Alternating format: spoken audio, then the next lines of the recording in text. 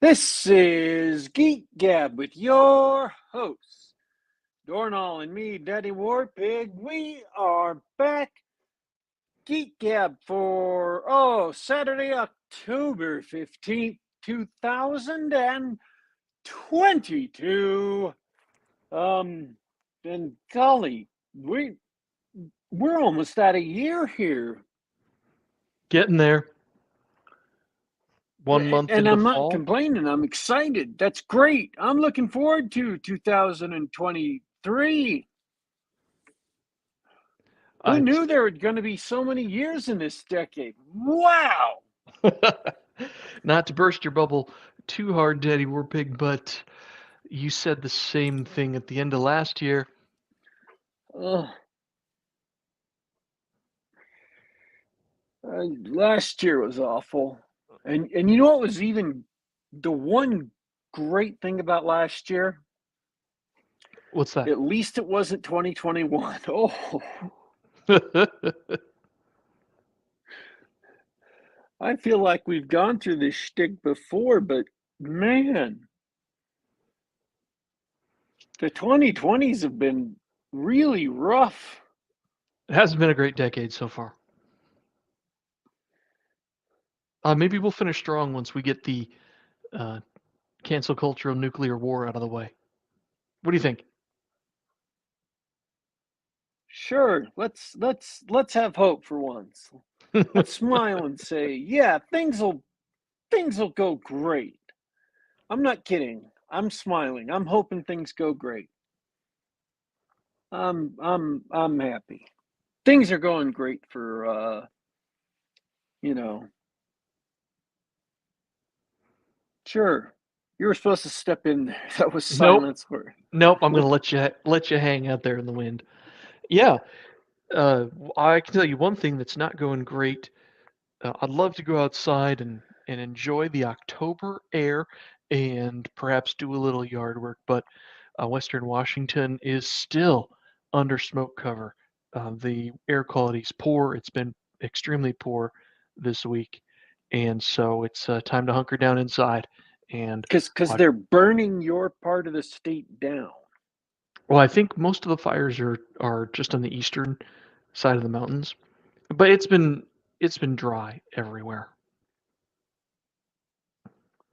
But we have to tell the audience that the reason why the air quality is poor is because they're burning Washington to the ground right now. Burning Washington to the ground. Oh, we shouldn't have mentioned nuclear war. Someone paying attention on Twitter thinks Trollopulus needs some more nukes. What do you say? um, honestly, I think part of the reason somebody tried to nuke minus Mandolph was so that we would move on to other places in the campaign for. I don't think that's true because that that motive could potentially be attributed to me, and I don't like it. You're saying you see yourself in this tweet and you don't like it. And I don't like it.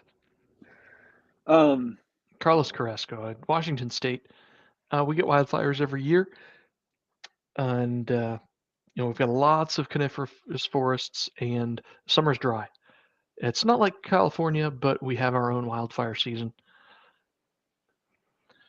and it usually doesn't go on through the middle of October like this. But what are you gonna do? I had to turn my computer in this week because the hard drive is dying. Uh, and they also told me I need to replace my screen once I turned it in. And apparently, there was also a dent on the front of it that I never noticed. So it's going to be gone for at least a week. So I'm doing the show here on my iPad. But I realize sitting here that my desk has become a lot more hostile since moving my computer because my computer was hiding like mounds of things that are now staring at me accusingly. Um, To my left, I've got a stack of like 8 books that I mean to read, but I haven't read yet. Um, The Penultimate Men, still unread. Paths of Cormanor, still unread. Um, one of the Julian Hawthorne books I bought from Kursova's Kickstarter, still unread.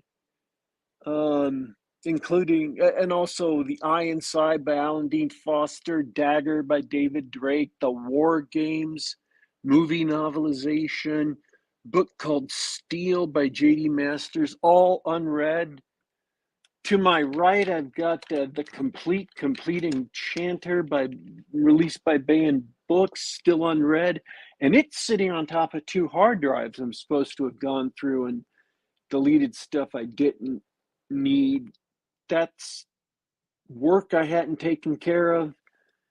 To the front of me is mail that I haven't opened and dealt with. And there's also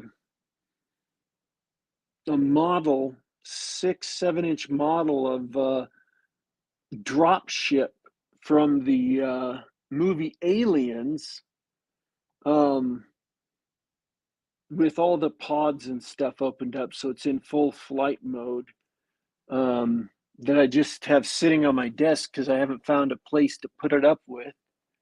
I mean, if I haven't found a place on a shelf to set it up so it looks nice, so it's just sitting here on the desk, and I'm having to constantly remind myself to be calm about moving it because I could easily snap off something. So that's stuff that's undone. I mean, this desk is a living hell of things I'm supposed to have done already. And the computer was keeping me distracted from it during my 12-hour working days.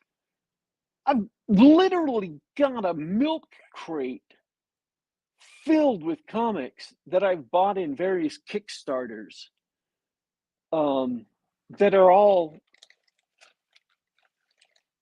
unread. Hey, I'm going to grab a random one. I can't see what I'm grabbing, but I'm going to grab a random one and tell you what it is. Expendables Go to Hell. Unread. dang, man. I gave up a long time ago. I realized that sometimes I support the Kickstarters, especially people we bring on the show, understanding that I'm not buying a book to read, I'm just supporting a friend or a guest. Uh, I still haven't read the first year of Kursova. I got a bunch of Kursova magazines sitting around, haven't touched them. You just got to accept it.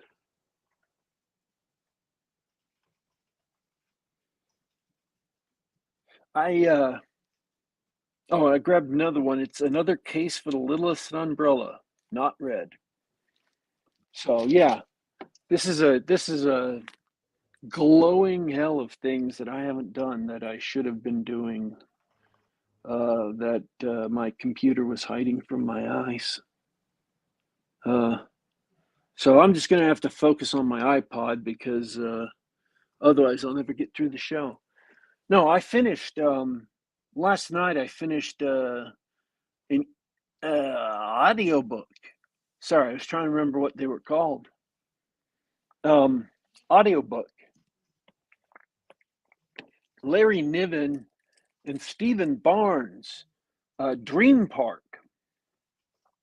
I listened to the audiobook. Um, and when I was a kid, there were a lot of things in that audiobook that I did not notice that I noticed today.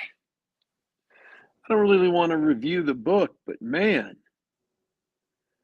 there are some things that like Larry Niven is really kind of obsessed with. Oh yeah, Carlos is right. Do you want to read that? That is To be so read true. lists are a hydras. For every book one knocks off the list, another two or three pop up in its place. He You is just not can't keep lying. up. He is absolutely, utterly, totally not lying. A couple of weeks ago, I started reading Shagduk. started getting through my copy of that. It's absolutely fascinating. I still haven't finished it. Oh, yeah, I just finished one of the last um Galaxy's Edge books. So I only have one more. KTF1 is the next one. But then I've still got like just in that venue of Onspach and Cole, I still have one and a half of their, Rangers and D&D novels, and Doc Spears. I have like three and a half of those. You know, I'm not saying I feel guilty about those because they're undone, but because they're on my Kindle list. You can't feel guilty about the Kindle list because it's all just ebooks. You can't even see them, really, right? You Right. just your phone Or iPad. um, or iPad. Um, yeah, I more feel frustrated with that because there's so many books I want to read that look so great. Um, and then what's really frustrating nowadays? Really, really frustrating on Amazon is you'll come across this story and it sounds like a great idea. The description they give of it, and you'll go down to the very, very bottom and you'll figure out through the keywords that they use that it's another woke book that they're trying to hide. I hate that.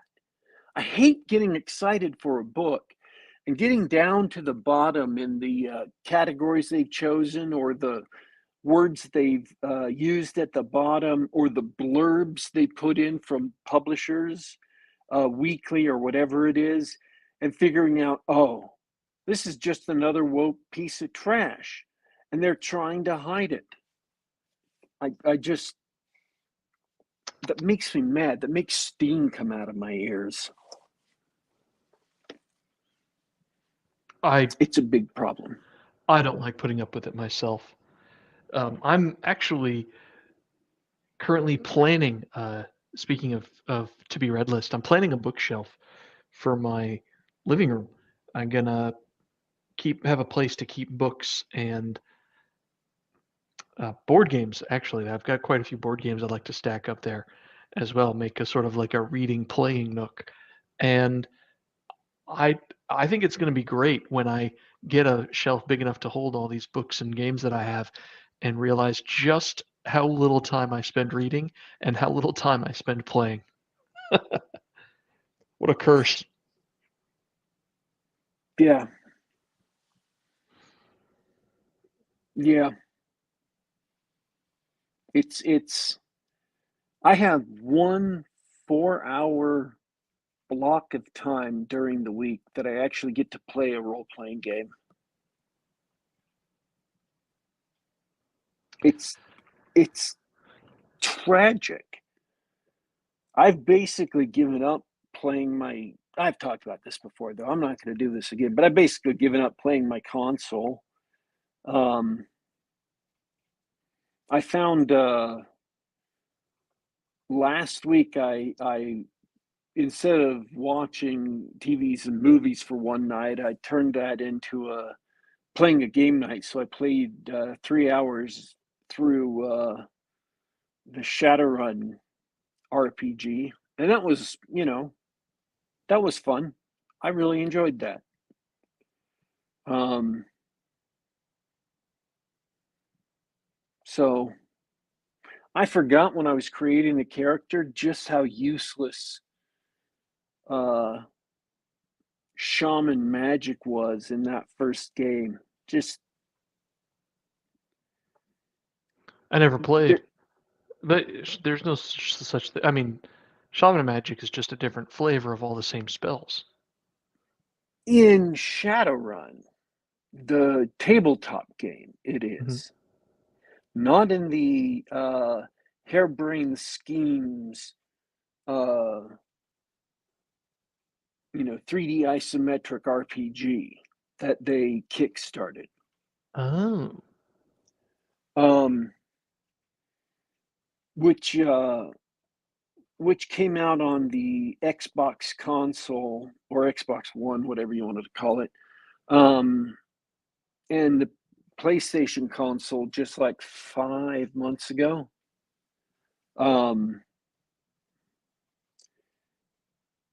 In that game, Conjuring, which is the sort of specialty of shamans, doesn't have any um, offensive spells.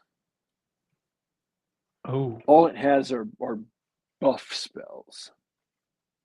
Um, in fact, even the heal spell is a uh, magician or spellcasting uh, ability. So it has things like haste. It has things like slow, which I guess is technically an offensive spell, but it doesn't do much. It's got the barrier spells, which actually they provide you cover, and enemies who go through them get hurt, so they're okay. But no direct damage. They're all, you know, they're lame clerics without the ability to heal, is what they are. That sounds terrible. And it reminds me of something interesting when it comes to and from video games. From video games, you got the idea that what you need is raw healing and damage dealing for combats. Play enough actual tabletop games, and you find that that's an important niche. They're not the most important spells. They're not even the most powerful spells. No. They fill that niche very well, but in terms of being able to succeed at your goals, or win an encounter, or you know get the treasure or whatever, they're probably the least important tools in the toolbox. It's really interesting coming to and from video games. Um, do you want to jump into reviews, or do you want to? Oh, we're on RPGs. Let's talk about Brovenloft. We have not just Brovenloft. We have to talk about the fate of Stormbringer. If you're listening live and you haven't been catching up with Joy of Wargaming's videos, you can't pause me, but pause me if you're listening later. Go back to Joy of Wargaming's channel on YouTube. Check out the Fate of Stormbringer series. It concluded. The time limit was the 12th. On October 12th, Stormbringer would fall into the sun and kill the sun god. John concluded that thing, and it got crazy. So here I'm spoilers. So if you're listening live, you had your chance. The forces of chaos won the battle, but they won it on the back of a sea demon, blip blip blip, and B Dubs, the dungeon master of the Dubs-Are-On campaign, where this celestial battle originated, has determined No, that he decided that if it was going to be his campaign's problem, that he would make it everybody's problem. exactly what I was about to say. Yes. Oh yeah, you want to stick me with the evil artifact sword? Guess what? Uh, we're not just going to destroy my world. We're destroying everybody's world. So everybody who is playing or wants to play in a Broasar adjacent game, unfortunately, the sun rose on the 13th, blood red. The seas are boiling. Uh, water monsters everywhere are rampaging. Full on multiversal event. All the campaigns that were in the Brosar, they're all taking part. Trollopulus, Dubs-Are-On, Red Frontier, all of them. Absolutely amazing. Um, this the two things I've learned from this, which is first of all the crazy Jeffro-Gaxian timekeeping, where we do one-to-one time and there's no fast forwarding. You stay in sync with the real calendar, allows all these events to play out in real time um, in all these multiple games. If speaking of video games, it's like if you're playing World of Warcraft or some other MMO, and there's like a 6-month long event that affects every server. That's that's what's happening. If you think of these other games as different servers, let's see. And when you when you have a group of people who are working together like that, having someone like B Dubs or Mr. Wargaming, they're worth their weight in gold. These are some really um, clever players, clever game masters, and they're the types of people where when you give them that kind of freedom, they come up with stuff better than any written module. And this would be a great written module. You could probably imagine sort of a TSR 90s era second edition module with the cool art on the cover and here's what happens in your campaign world, here are the rules, blah blah blah. Really easy stuff, and maybe some pre-written adventures for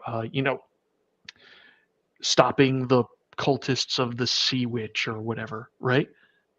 Absolutely amazing.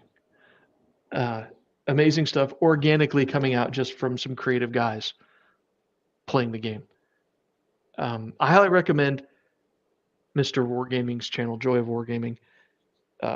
He'll give a much better breakdown than I just did. Really, really fun stuff. And I don't know how much detail you want to go into, but we were talking about Brovenloft. Brovenloft is still ongoing, and thankfully, Brovenloft did not get Stormbringer, the evil sword, thrown into it. That was one of the possibilities if the forces of good and law had won.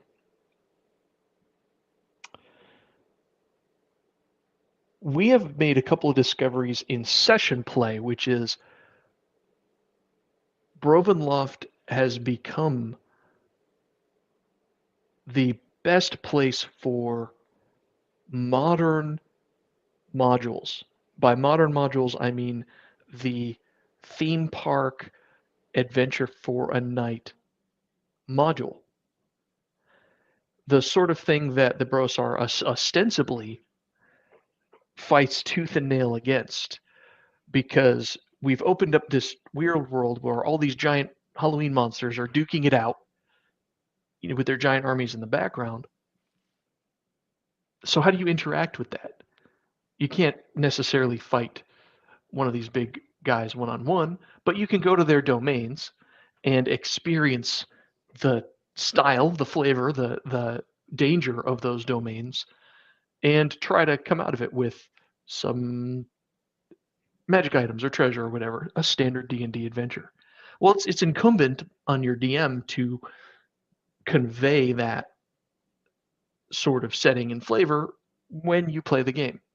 End result, just like happened with the Fate of Stormbringer, you've got clever game masters taking a setting, a basic description of a setting, and they come up with a complete adventure around it, just like you might buy off the shelf. Once again, you cannot stop the BroSR. Once again, the insistence on strict time records, one-to-one time, Jeffro-Gaxian timekeeping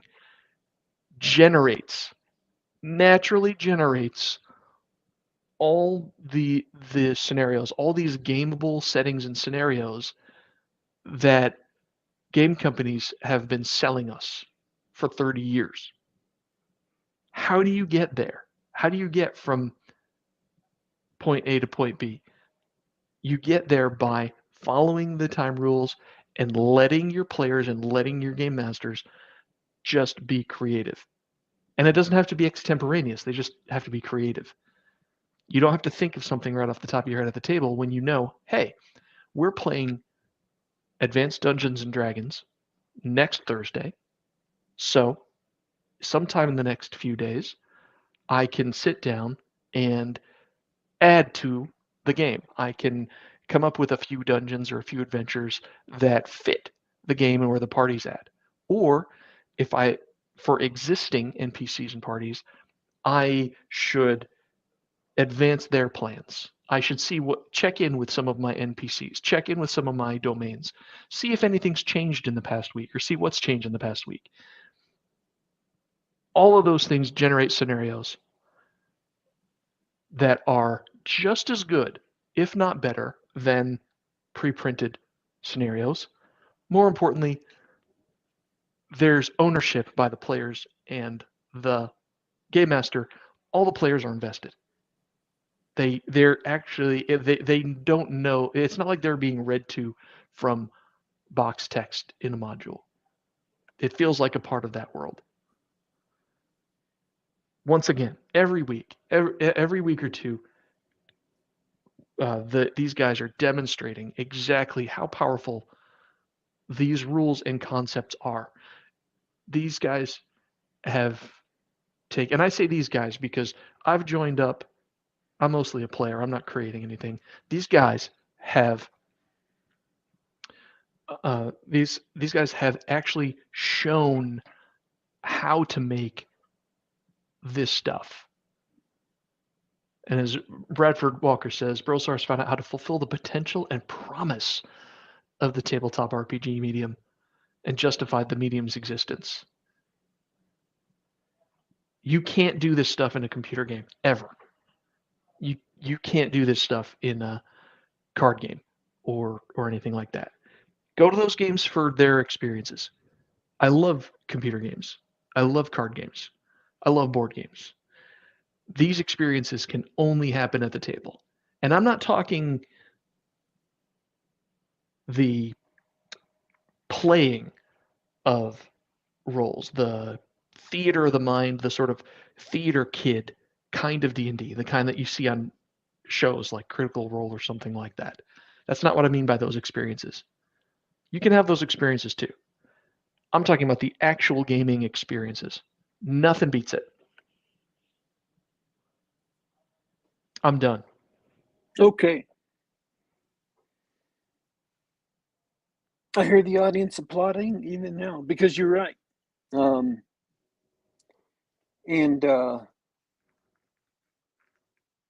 I think that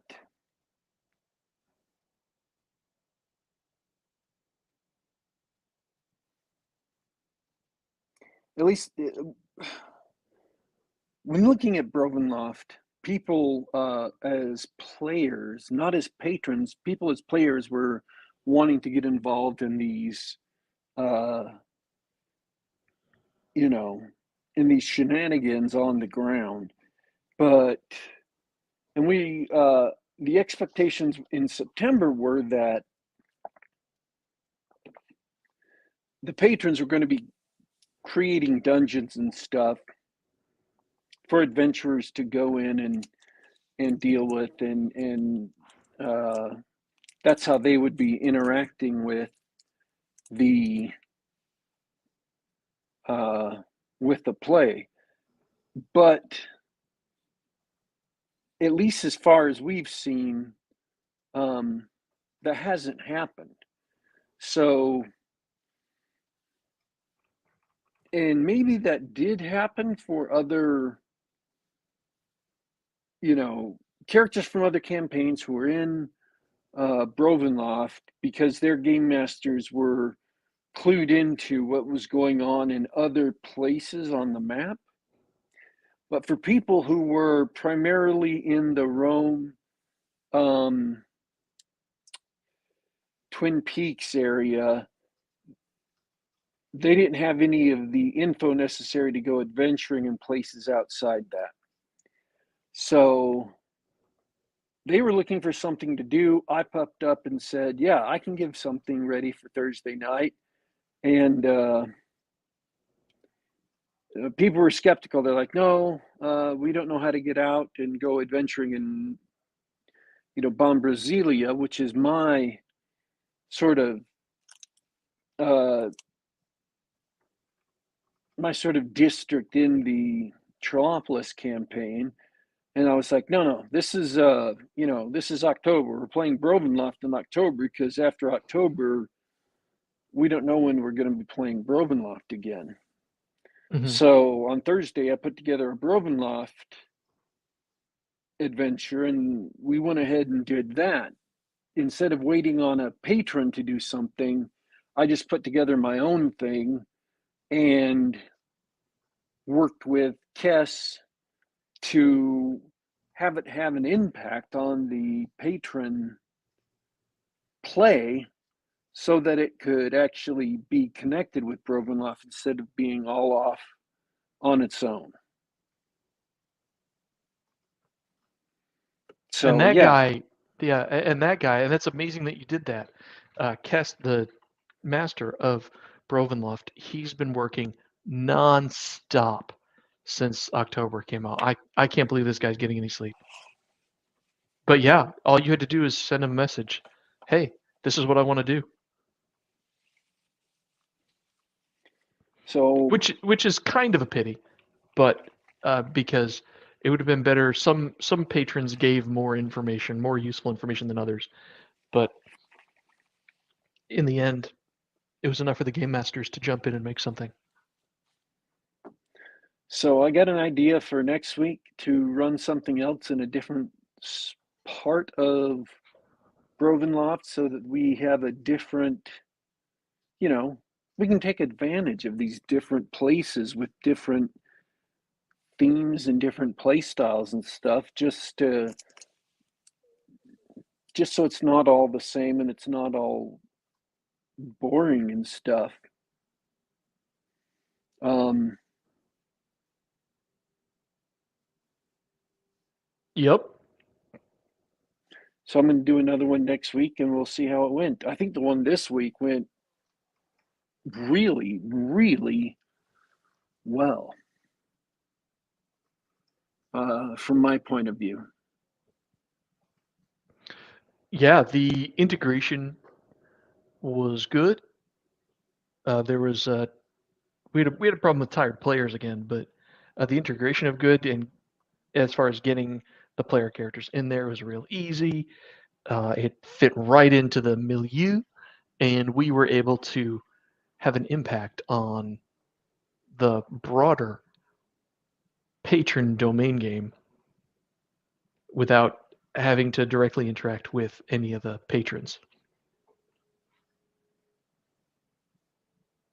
Have we seen the any tweets about the effect of that? Has Kess sent anything out yet? Yes, yes. What happened was, and I can try and find the tweet. The target of and we'll spoil this for anybody who hasn't seen the tweet. We targeted Eddie the Lich, who's a lich modeled off of the skeleton that's on the cover of every Iron Maiden album, who is just now getting out of a giant mass battle at at Castle Brovenloft in the middle of the map. So that battle's almost resolved, and just a few days after the battle's resolved, he's going to be attacked, or is being attacked, by a rival from Judas Priest. So the battle of the British metal bands is ongoing, or it has begun now. I think that a few players of non-good alignment should get together and enlist the help of other bands to help Eddie, perhaps today on this Black Sabbath. What do you say? I'm going to message Kest right after the show. We're doing this. Anyway. Yeah, after the show, I've got to find that tweet. That's hilarious. Really cool stuff. So gaming's been outstanding. I don't have anything more to say about it. Did my rant. War Pig, All right. tell me about your week. I want to do a couple of things real fast because we do only have like 20 minutes left in the show ish. Oh, 25 if we want to be generous. Do your thing. So I watched the She-Hulk series on Disney Plus.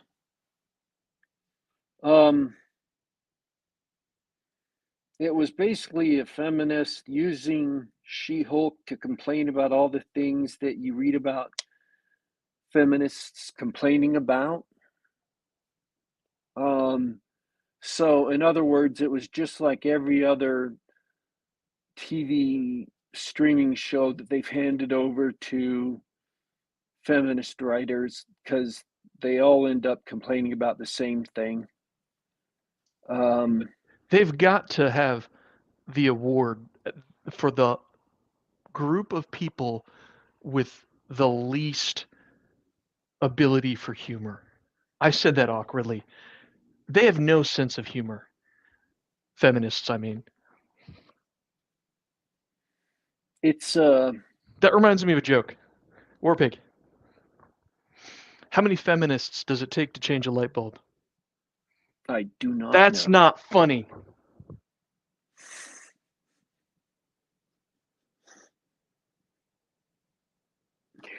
I should have seen that coming because I've heard that joke before.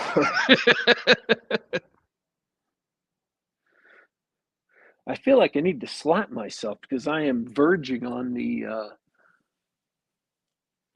sleepiness here. And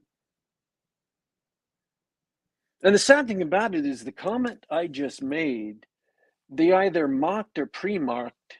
You remember last week when I was complaining about that trailer for Mindy Kaling's read something or other about Velma and how Velma. Oh, last week I said there weren't any other Scooby-Doo characters in the show. That's not true. There apparently are other Scooby-Doo characters in the show. One of whom is Daphne, who's the other girl, the tall redhead, uh,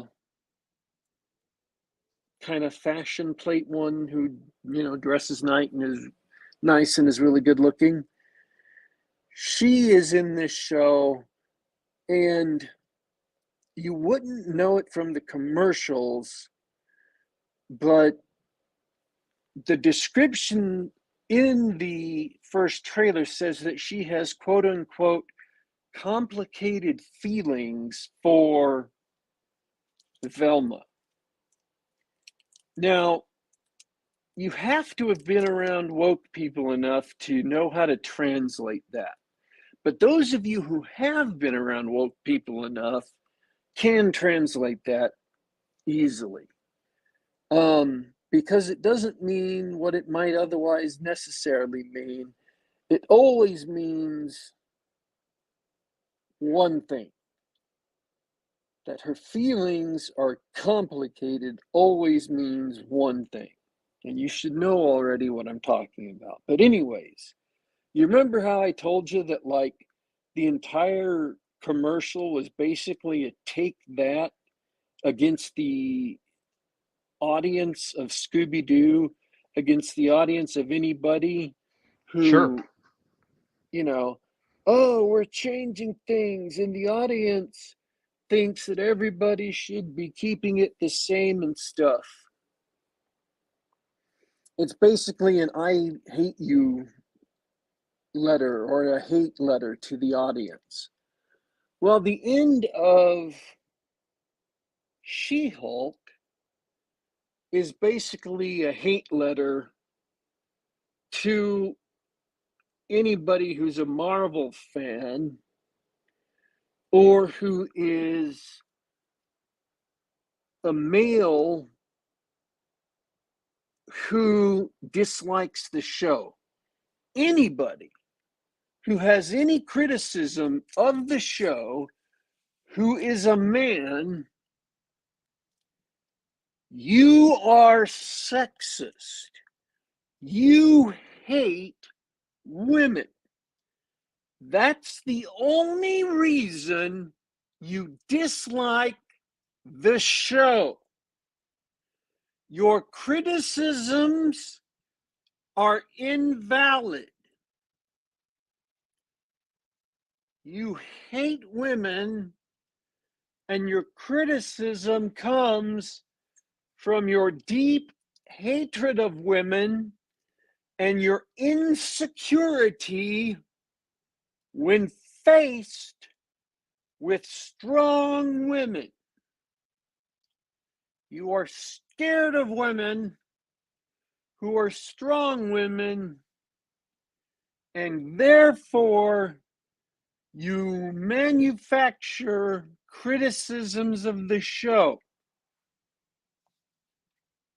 So you can't criticize this show because you're weak and you can't handle the truth.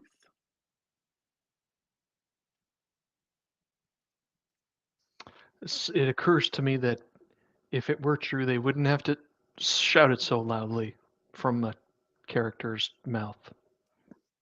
So just by the fact that I say the series wasn't very good for so many reasons that I'm sure that, Critical Drinker or any one of a number of other YouTube people will get into, that are probably correct.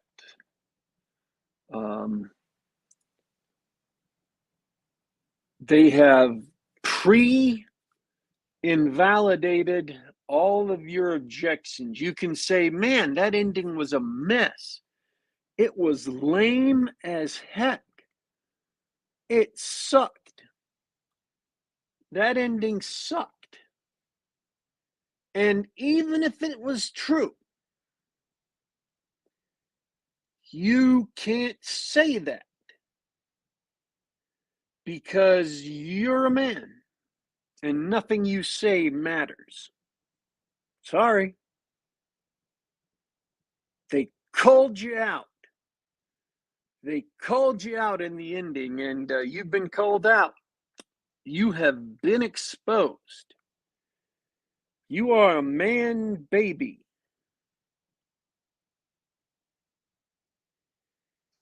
So even if the rest of the series had been pretty good, that would have ruined the whole thing.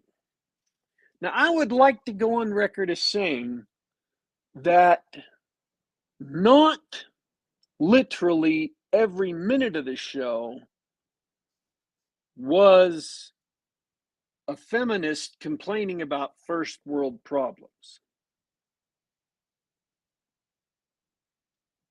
But more than enough. Like many, if not most. And those that weren't direct complaints were kind of take that's, which were like revenges. So at one point, during the entire show, any man who hits on a woman, even somebody who just says, "Hey, would you like to? Can I buy you a drink?" is portrayed as crude, a borderline rapist. Sorry, that's the only way I can describe it. They're scum, and they get theirs. They're shown to be fools, and they're put in their place because asking a woman if you can buy them a drink is evil. All right, men, it's evil, and you should never do that. But She-Hulk hits on Daredevil and then goes off for a one-night stand with Daredevil. It's Charlie Cox. It's literally the Netflix Daredevil. who is a completely same actor, different character. It would have been better to recast him because this is not the Netflix Daredevil character. It's pathetic. I don't even want to get into it. And then the next day after the one night stand, which happens at her house. Now get this, because it's funny, see? It's funny because of what girls have to do, the guy has to do. See, they're flipping the script there. He has to walk home barefooted, holding his boots in his hands, like girls have to do when they're holding their high heels in their hands. It's the same thing, only it's the guy holding his shoes. Oh, wow. It's the same thing, get it? That is a knee slapper. I tell you what, can you believe they reversed the roles on that? Wow. See, Clever. the reason why women carry their heels the next morning is they were wearing high heels all the night before, and that actually kind of makes your feet hurt. And so they're walking with holding their heels because their feet hurt and they don't want to wear the heels anymore. And it's kind of a cliche because it's not really quite true, but it's true enough that people can use it as part of a joke or part of a, part of a cultural stereotype, right? But he's wearing boots, and there's no reason for him to be carrying boots because boots don't make your feet hurt like high heels do. So it's completely nonsensical. The only reason that they scripted it in the show is just to do a take that to the man, just to go, see, you're getting what girls get. Ha ha ha. It's revenge. So most of the show is first world complaints. The part of the show that isn't first world complaints, most of that is flipping the script to, punish men for what are seen as offenses against women. And somewhere in there, they do manage to squeeze in actual kind of interesting stuff with characters like Abomination shows up from the Hulk movie with Edward Norton, who we then pretend never was Edward Norton ever again because he really, he was heavily involved in rescripting and redoing that whole movie, and then it bombed so bad. It bombed so bad that they've never had another Hulk movie, and Hulk's just been a guest star in other people's stuff. That's how bad. So how do I know this is written by a feminist complaining about things?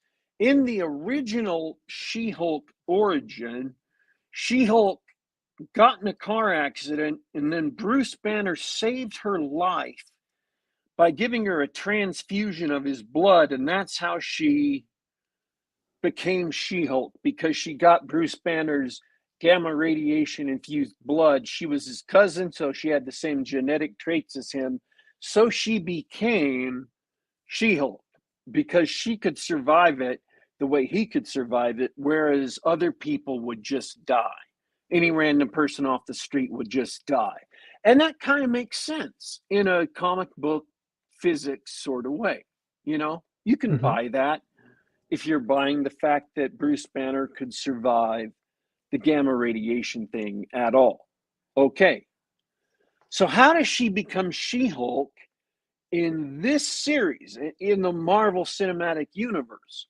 Well, they get in a car crash and Bruce Banner is trapped, and She-Hulk gets out of the car and cuts herself, and Bruce Banner is trapped. And so this tiny little girl,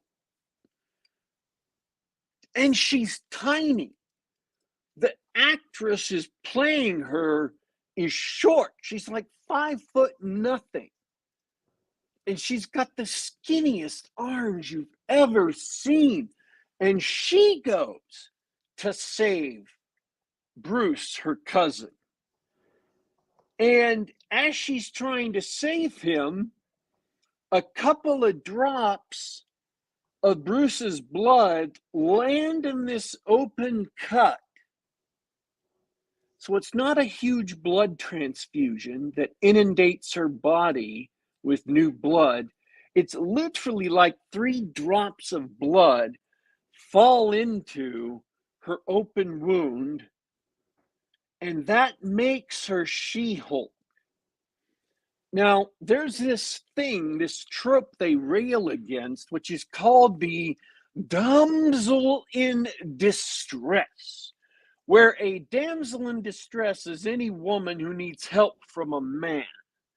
So any woman who ever needs help from a man is a damsel in distress. So if a woman gets in a car accident and a male fireman has to use the jaws of life to pry open the car, that's a damsel in distress. That can never happen. And I want you to look for this in feminist written movies.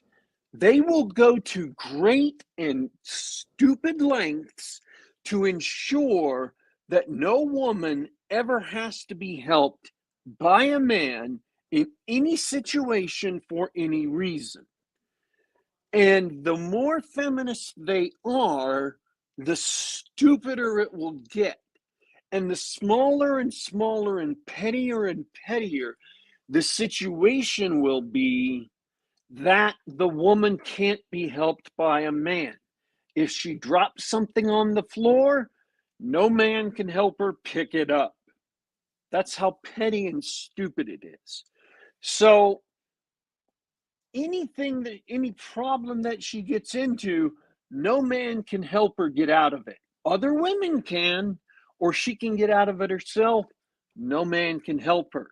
So She-Hulk, her life cannot be saved by Bruce Banner. It can only be saved,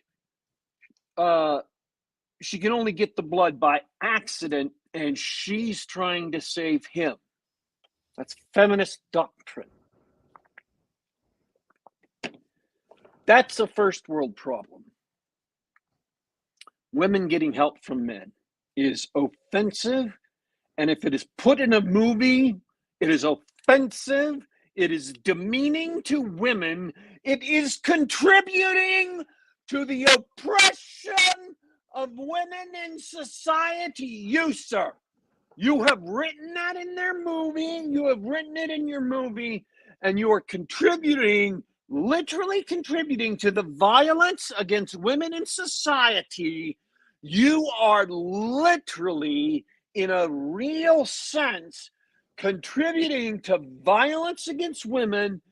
Every time a woman gets punched, every time a woman suffers from domestic violence, your movie has contributed to that.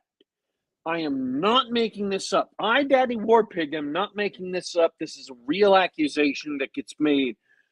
Feminists believe this. Okay? So that's why it can't happen in She-Hulk. That's why Daredevil needed She-Hulk to come in and help him out, is because She-Hulk couldn't have a man help her. So, yeah, that's She-Hulk. The show is ruined because if the writer is good, they're hamstrung by these ideological constraints. And you may not be aware of these ideological constraints, but that's one of them. The damsel in distress trope is one ideological constraint. So you can look for that now. You can be aware of that now. It isn't going to make the movies better if you watch them, but, you know, you'll at least be aware of them and why this story is crap. You may not know when you're watching it, why is this story crap? You may just be thinking, wow, this story is crap. But that's one of the reasons why. So if you're asking, Daddy Warpig, was She-Hulk crap? And my answer is mostly. Mostly crap. And I'm not excusing it. I'm not trying to say it was somewhat good, so you should watch it. But there was some good things there. That doesn't mean you should watch it. And also, my opinion is worthless because I'm a man and I hate women Well, because they scare me. you strike me as the type of person who might ask one if you could buy her a drink. And man, how do you live with yourself? Yeah. Yeah. So, let's see. I watched Rings of Power, and I can't think of a single good thing about the movie or the series. Not even one. I can't believe I It let you is. talk about that crap and that She-Hulk crap. I It want to talk is. about scary movies. It is amateur hour all the way through. They have $1 billion they spent on this series, and it's not even up on the screen.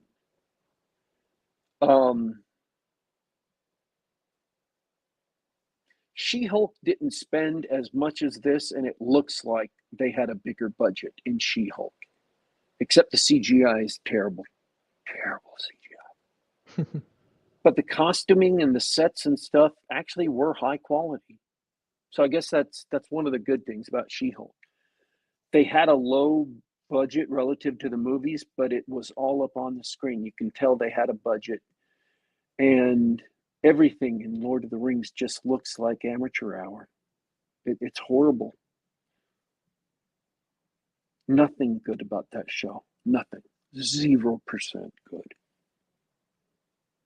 I've seen worse, but nothing in here is good.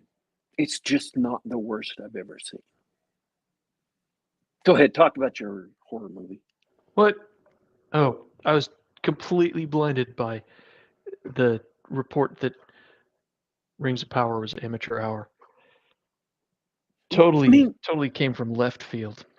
how can you be amateur hour spending $1 billion on something? I literally don't understand. I mean, but you must accept it. We've been doing this for a few years now.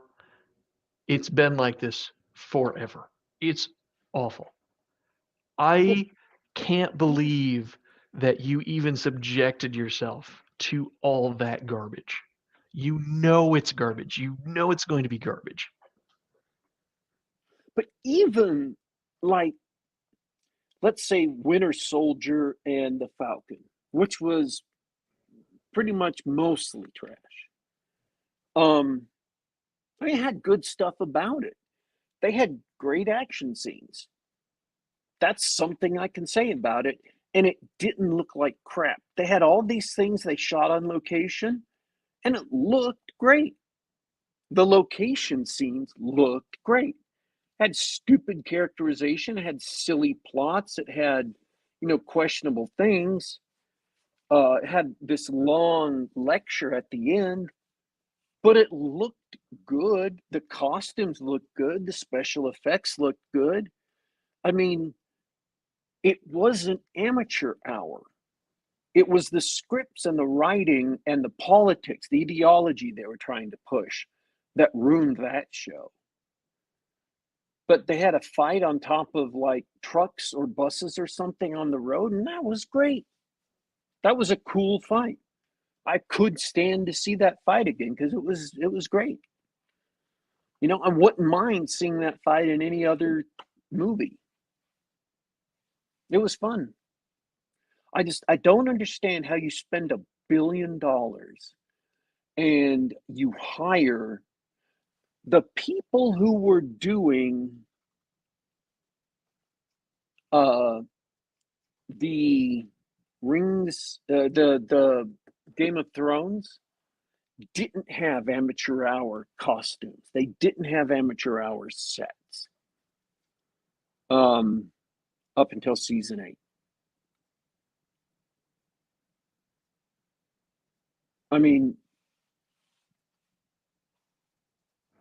I mean, the obvious answer is that it's not the same people. So what you're really asking is why didn't they hire competent people? It's the yeah. same answer. It's the same answer every time. Nobody cares. I mean, even Amazon. Nobody cares. And we're talking about Amazon's productions, right? Yeah, I haven't Amazon's watched Wheel productions of. are garbage. I haven't All the watched streaming Wheel of services are Time yet. garbage. I haven't watched Wheel of Time yet, but I Don't say wonder if yet. Just don't watch. I'm begging you. Don't watch. are all of their costumes and sets like absolute amateur hour? Because I never heard that complain about it. I'd say the costumes weren't impressive. I only saw bits and pieces of a few episodes. The costumes were not impressive. The acting was not impressive, and the sets were all right. Looks like lots of stuff shot on location.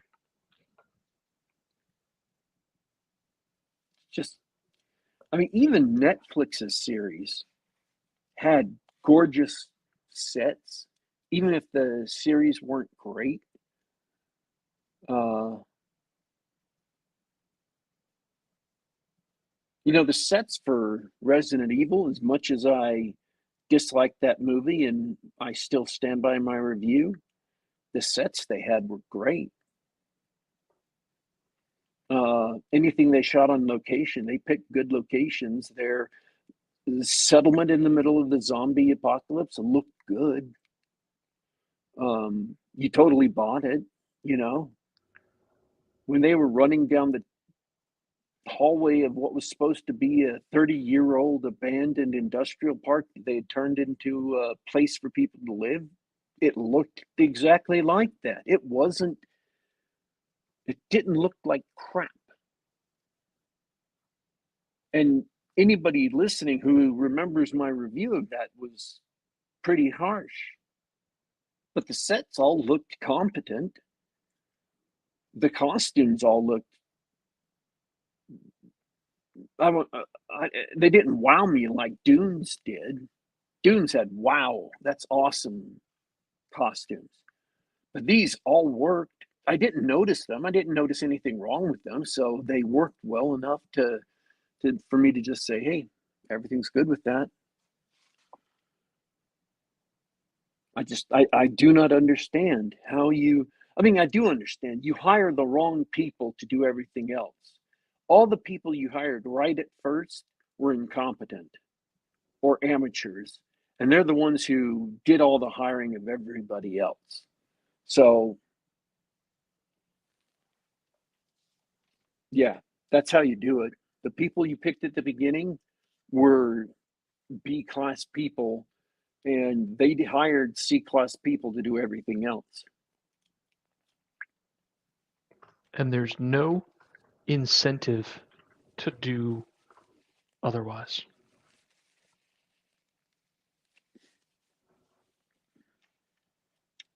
I mean, this is the golden age of a lot of things. There is more money available to do great stuff. And there are more skilled, technically skilled people out there who can do great stuff. If you don't hire technically skilled people, that is the biggest slap in the face. Even these woke productions can hire skilled people to do things. And if they don't, that is just contemptible because um, that's the minimum bar has been set for technically competent people. If you're not getting technically competent people at the very least, then you are the lowest of the low.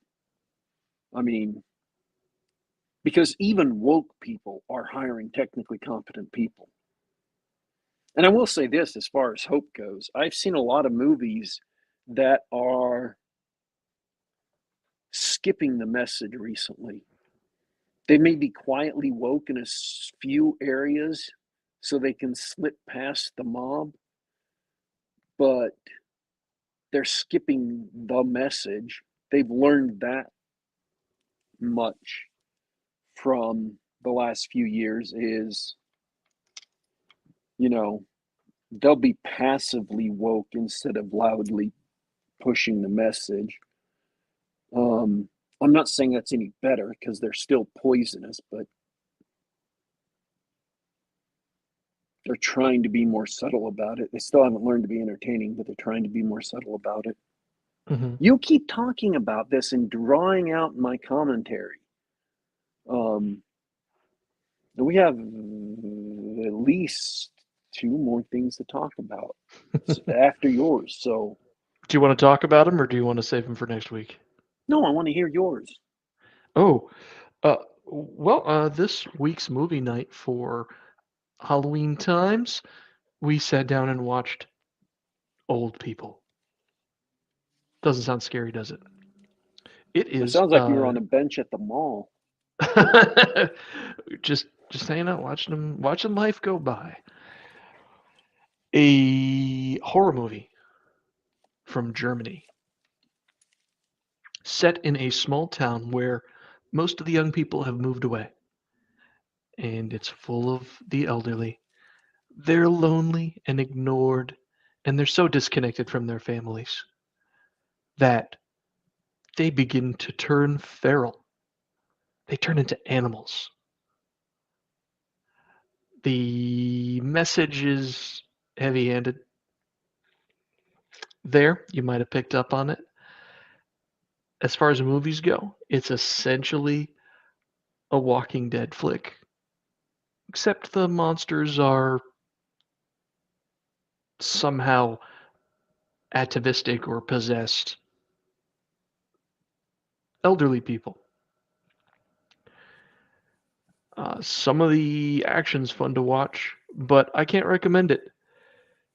The situations are silly. The whole premise is laughable, and the message just makes you want to roll your eyes. I don't have much more to say about it, but Warpig, I know you love zombie movies, so it's not strictly a zombie movie, but you're going to see a lot of the action, a lot of the tropes. You might enjoy it if you run out of good Halloween movies to watch. And I think that's about it. Dead People. I think it's on Netflix, and I don't recognize any of the stars because they're all German. What else can I say about it? Old people are really mad that everybody left their town and leaves them alone to rot in a nursing home. And so one night they rise up and slaughter a bunch of young people because they're having fun attending a wedding reception in a part of town and nobody was invited. That's it. That's the joke. Okay. See, I didn't need that much time. How about you? What's on your list for scary movies? Um, well, for scary movies, I saw the new Hellraiser. The new Hellraiser. Yeah. Yeah. I went looking for images from it and I wasn't surprised by what I found. Seems like they changed up some of the Cenobites, but Pinhead's still around. Yeah, but it's not Pinhead. Pinhead. Um, it, oh, come on, people. It's a reboot. It's a hard reboot. It's a or a remake or whatever you want to call it. They've got a new new lore that wasn't as well thought out as the old lore, that didn't make a lot of sense, and then they even violated themselves during the movie. Um, and the new Pinhead is a girl boss, is a girl. Most of the new Cenobites are female. Um,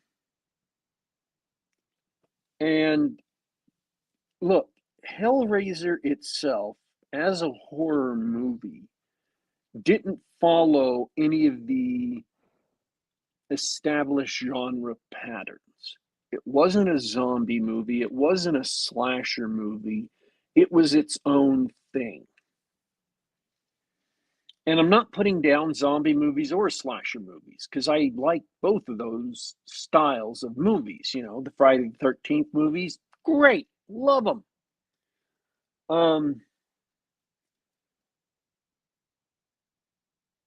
So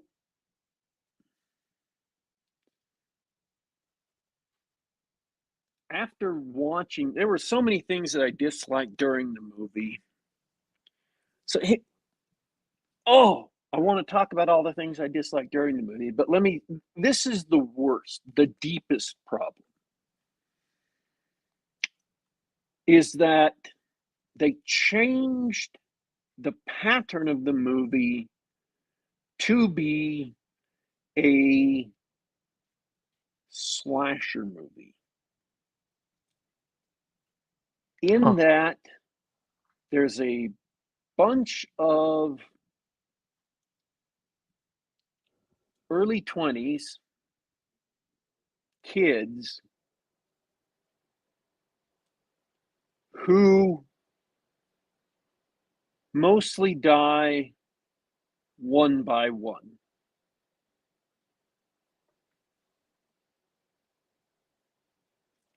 And that's just not, it just makes the movie kind of repetitive because they don't do they don't do the thing that you do with slasher movies to make them good, which is to have interesting setups and interesting payoffs for the deaths, for the kills. I mean, if you're not going to make the slashing kills worthwhile, then you're wasting the slasher movie format, right? Mm-hmm. So you're ruining Hellraiser by making it a slasher movie, and then you're not even taking advantage either of Hellraiser's potential as a slasher movie because you could do lots of weird stuff. Um, One of the things that happens in Hellraiser is when people get killed, they get taken in and made into a new Cenobite. It happened in, especially Hellraiser 3. It is the one I remember the most. Um, but they didn't do that in this movie. All these deaths occur off screen. The dead people don't come back as Cenobites. You have wasted the potential of Hellraiser. You wasted the potential of their promise to bring you pain. You wasted the potential, if you're going to make it a slasher movie, to make it to take advantage of the slasher movie genre and to take advantage of Hellraiser. It's just a mess. You've screwed everything up. And I don't know if that's just because it was going to be on the streaming service or what. Because this is literally a Hulu streaming first movie. I'd like to apologize for last week. I was wrong about Firestarter. That was not a Hulu movie. That was actually a theatrical release. I saw it on a different streaming service. I was confused. Please forgive me. Um, so I was wrong about that. I just wanted to let everybody know so you would not depend on that information. It was misinformation. So yeah, they just completely messed up that. And the thing with the box this time around, they completely changed the lore of the box. And the lore that they came up with actually had potential. I mean, the only reason to change a lore in the reboot is if you can come up with something better. And the lore they came up with had the potential to be something more. And it was a little bit clever, the twist they came up with at the end. And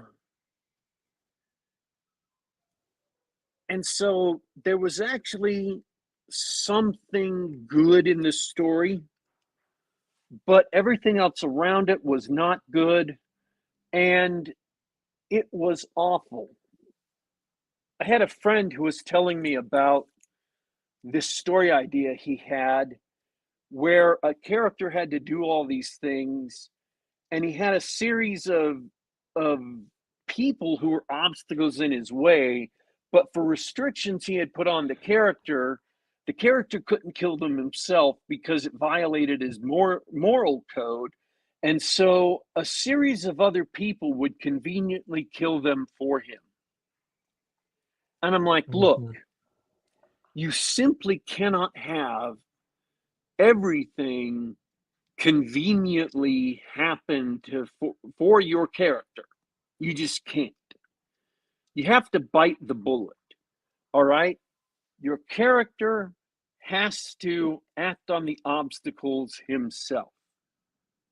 Either that or you're going to have to change this story so that your character isn't in these situations. For whatever reason, if your character has to kill this person to progress, he can't have it conveniently done for him. Well, in this movie, in order to the puzzle box has a series of 6 different configurations after the initial one, which is the square box, all of which have a different shape, and you have to solve them to go from one step to the next, but also you have to kill someone. Okay? Now, if you have good pattern matching ability, you already see where I'm going with this, right? You have to kill someone to advance. And so specifically what you do is you have to stab them with this little sharp knife piece that pops out, and then the Cenobites pop up, and they kill the person and take them to hell and make them or whatever the other dimension is called, and make them into a Cenobite, presumably, but we never see. Although that's kind of sort of implied at one point. So here's the problem. She has to do it because she kind of wants to bring her brother back to life, but her brother was accidentally killed in a stupid way. He literally falls and stabs himself on the blade so it'll advance to the next configuration. But then, so is everybody else. All the other people except one is accidentally stabbed. Like, they pick up this thing that has this big blade on it, and they pick it up with their hand so that it stabs through their hand, and they're like, oh, this big blade I just saw that was on this thing, and I picked it up accidentally, stabbed me. Ah! How did that happen after I put my hand right on top of that blade that I obviously saw? That's so surprising. My hand is stabbed. They had a lady suddenly grab this thing for no reason. It didn't make sense. She grabbed it and was fighting with it, and then the girl who had the box, who needed it, was fighting with her, and they were fighting back and forth, and all of a sudden the lady who was fighting with it was suddenly stabbed in her chest. And she went from being like an 11 on the upset scale to being like a 0. And she said, no, it's my fault. And just completely accepted that she was going to get killed by the Cenobites. No, I shouldn't have been grabbing it and finding it. Well, no, crap, lady. Why were you? And then she dies. So in order to proceed from configuration to configuration, except for once, which is even stupider than somebody accidentally getting stabbed and dying to the Cenobites, all of them accidents, all of them convenient accidents. Stupid. And the one that wasn't, and this is a spoiler, I'm sorry, I'm spoiling the whole movie because it's that dumb, and it's on Hulu, and it's a streaming thing, and if you haven't seen it already, it's past the statute of limitations for movies nowadays on the internet, so sorry, spoilers. They get crushed behind a gate because the Cenobite is crushing them, and so they stab the Cenobite with the box, and the Cenobite gets killed.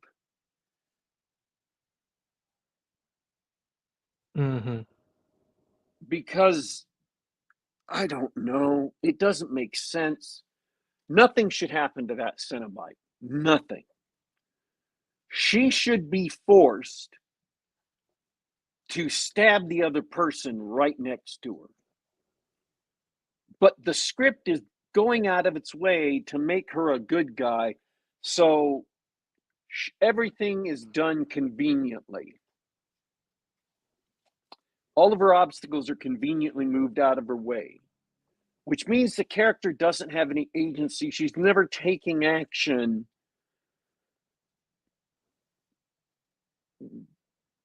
It's just dumb. They waste all the potential of this plot. This whole knife thing with the blood and stuff, if they're going to make it so the character can't do it because she's a good guy, then they needed to get rid of the knife. They needed to get rid of that idea and have something else be the MacGuffin that drives the story. Because it technically wasn't necessary. So, and the thought of a Cenobite getting re-Cenobitten, only instead of making him a new Cenobite or whatever, it just killed him, is just, ugh. I mean, like, did they not see that loophole coming? And so this is the worst thing. Then the Cenobites are like chasing her down, but now they're all terrified. They're all scared because they might get stabbed by the box. And ladies and gentlemen, if you are making a Hellraiser movie and your plot has led you to the point where the Cenobites are scared of a little woman, she's a 20-something, who's skinny, who's a drug addict and an alcoholic, and if the Cenobites are scared of a mortal being, you have done it wrong. Cenobites should never be scared of people. That is not what the Cenobites are. That is not a Hellraiser movie. Jiminy Christmas. And then it never is used. They never use the weapon. If you're going to give people a weapon against the Cenobites, and you use it to kill this tiny little nobody Cenobite who's not even a main character, and all the Cenobites are afraid and they're walking forward to the main character for the love of all that is interesting in the story. It should be used again. And it should be used again against Pinhead in a surprising time when you think it never can be.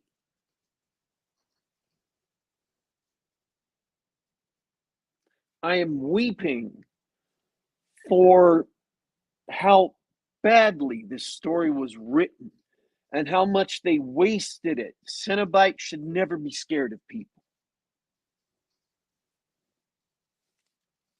I also saw Samaritan. It was okay. I saw the twist coming 10 miles away. It's a superhero movie with Sylvester Stallone. It's on Amazon. Technically it's an Amazon original, but it's a movie that was made by other people that Amazon bought. So maybe maybe movies that Amazon buys for itself to sell. Just like Squid Game was made and produced made by other people that Amazon picked up and paid them money to go make. Whereas Rings of Power was a movie Amazon decided to go make and hired everybody themselves. Maybe that's why Samaritan wasn't absolute, total, and in every other way garbage. There are some script problems. The script needed at least probably 2 more revisions on Samaritan to get a couple of the rules they set up weren't followed through. It looks like they kind of had to rewrite at some point, and they didn't quite smooth out the differences between the first revision and the second revision, or however that worked out. But it was a decent movie. It was a good movie. And even though I saw the twist coming, maybe it's possible other people might not. So I can give a recommend to Samaritan. I absolutely cannot give anything resembling a recommend to Hellraiser. Even if you've never seen the original Hellraiser, because all the things I talked about were just problems with the movie. I didn't talk about any problems if you've seen the original Hellraiser. It fails on its own terms, trying to be what it's trying to be. And if you've seen the original Hellraiser and Hellraiser 2, you can't even compare it. It's an absolute abysmal failure. But just go into it, taking for what it's worth. It's garbage. So don't see Hellraiser. That's my recommendation. Samaritan is worth spending time on if you're interested in seeing a superhero movie where nobody gets in costume. I found it interesting. The concept is interesting. The movie was entertaining to watch. The villain is pretty cool. He's got a lot of swagger, and I like that in a villain. It's kind of in the same slot as Joker. Didn't have as large a budget as Joker. It isn't as the director isn't as good as the director of Joker, so it isn't as good as Joker, but it's in kind of that same style. It doesn't deal with mental illness, so don't go in expecting that, but it's in kind of that same style. You got kind of that street level swagger to the villain. That's all my reviews. Sounds good. Well, I've got one thing maybe to look at and about 12 to not look at. So I appreciate taking those bullets for us. Don't see Rings of Power. Absolutely not.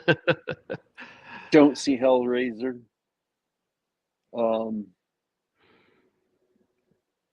Don't see She-Hulk. I mean, if it's on Disney Plus or related to any popular IP, don't watch it. Easy checklist. Um, oh, sad-ish news. Sad news for sure. Speaking of popular IPs, the man who played Hagrid on Harry Potter in the Harry Potter movies, he just passed away a couple days ago. What? No way. Yeah, Hagrid just died. Oh, And he recently Robbie gave Coltrane. Robbie Coltrane. He just gave a poignant interview recently, saying the great thing about being in those movies, they're so popular that people are going to share them with their children and their grandchildren. And 50 years from now, I won't be here, but Hagrid will. Really kind of sad and poignant.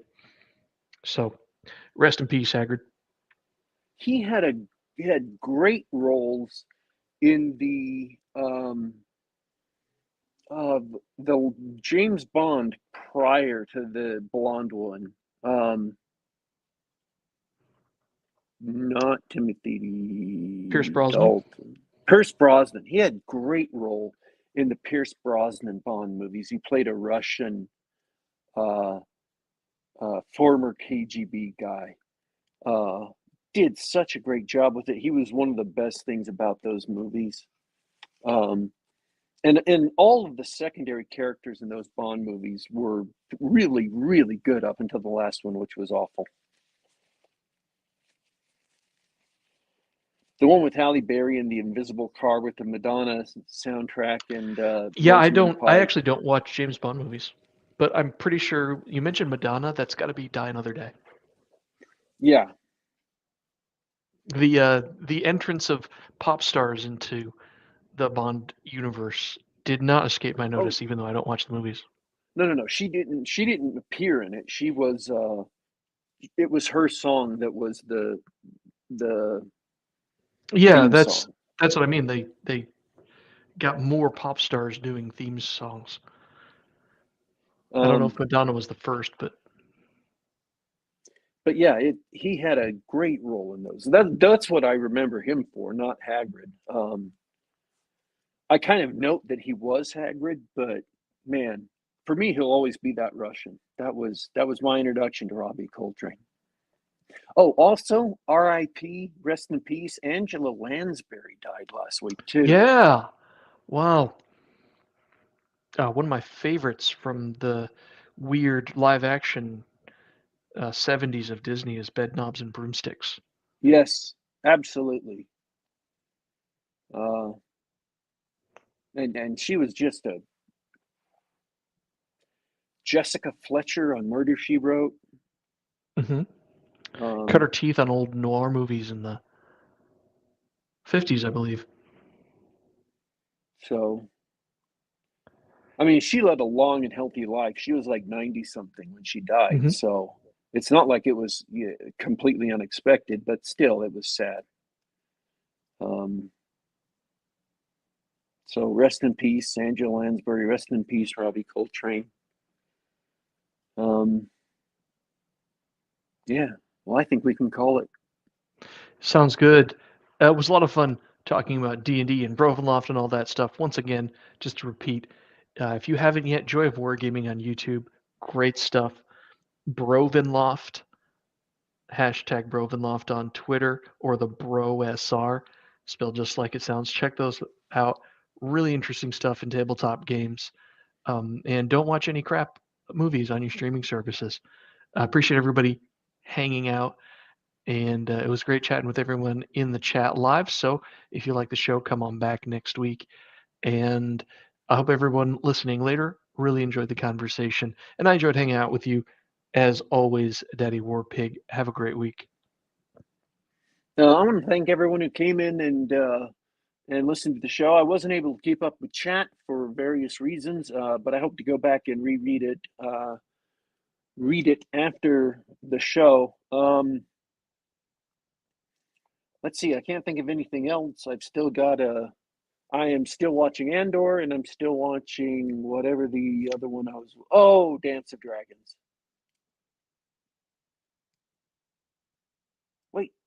No, that's still going. That didn't get over this week. It's still going. Okay, I'm watching Dance of Dragons and I'm watching Andor, and I'm still hoping to get in like, oh yeah, Hulu Hellraiser was actually on my list. I actually watched something on my list. And I haven't watched Red Notice or Adam Project or Beastmaster yet. You know what I did watch this week though? I watched a bunch of Trancers. And they're awful. After the first one, they just get more and more awful. I will not lie. I'm not going to even review them. They're so awful. But I'm hoping to watch Red Notice and Adam Project. I want to thank everyone who listened live. I want to thank everyone who is listening later. And as usual, I don't promise to watch any of those things because it turns out I usually don't anyway. But this has been Geek Gab. We're on youtube.com/Geek Gab. That's youtube.com/Geek Gab. Just about every week, 2 p.m. Eastern, 11 a.m. Pacific. You can subscribe and stuff to get notices. Basically, we're just awesome. I mean, that's why you should listen to us. We're a fun listen. I don't know what else to say. We're cool. Come and hang out. Yup. We're here. We're awesome. I don't know. I mean, I could, There's nothing more to say. yeah, I could scream at the mic every time in the show, but I don't like to do that. I like to save that for special occasions. Folks, we are signing out for today. But don't you worry. Don't you fret. We will be back.